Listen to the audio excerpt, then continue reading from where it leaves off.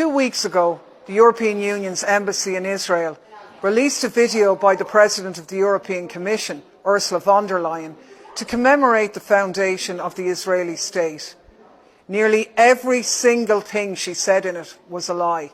It's time those lies were called out directly. 75 years ago, a dream was realized with Israel's Independence Day.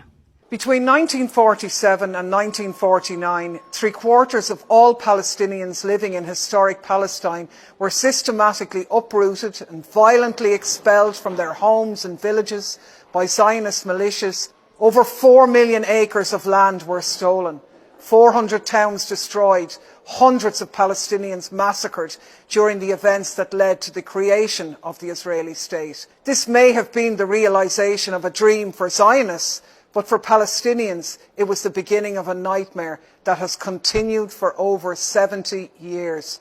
The invasion and destruction of their homeland and their transformation into a colonized people. These events are known to them not as Israeli independence, but as the Nakba, the catastrophe. Describing the Nakba as a dream is a provocation, a deliberate and cruel insult to millions of Palestinians all over the world.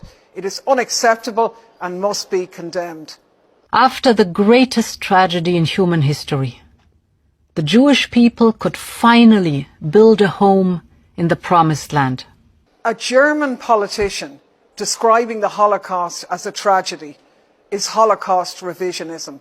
It's a denial of responsibility for carrying out that crime. A tragedy is a terrible but unavoidable event for which no one is really responsible. The Holocaust, however, was the most ambitious act of deliberate mass murder in history, the extermination of most of Europe's Jews by Nazi Germany. That's not a tragedy, it's a genocide, a crime against humanity. German politicians are the leading Zionists in Europe today. From right to left, Germany's political class back Israel through thick and thin. In return, the Israeli state is expected to help the German establishment to leave its Holocaust guilt in the past.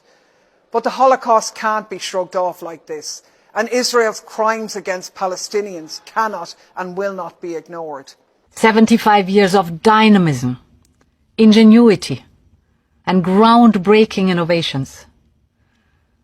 You have literally made the desert bloom. Israel did not make the desert bloom. The very phrase "make the desert bloom" is an infamous Zionist lie, which denies the prior existence of Palestinians in their own homeland. It's so brazen in its revision of history that it's the equivalent to proposing that the earth is flat. And to hear a notorious propaganda lie like this come out of the mouth of the President of the European Commission is beyond disgraceful. Palestine before the occupation wasn't empty. It wasn't a land without a people for a people without a land. It was continuously inhabited for millennia by diverse peoples and communities, including Muslims, Christians and Jews. It has a rich, proud history, culture and traditions. The region was blooming long before the Zionist occupation, and it still blooms despite it. Europe and Israel are bound to be friends and allies. Your freedom is our freedom. Seriously? Israel's freedom is Europe's freedom? Where does that leave Palestine? The calculated insensitivity to Palestinian experiences in this address is quite blatant. The message von der Leyen wants to convey is, if you're Palestinian, the European Union doesn't care about you. Well, let's be very clear about this. That's another lie. Many, many people in the European Union do care about you.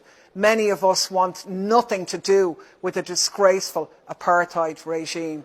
Ursula von der Leyen doesn't speak for us, and she's no right to say these things on behalf of the 447 million citizens of the EU. Today, we celebrate 75 years of vibrant democracy in the heart of the Middle East.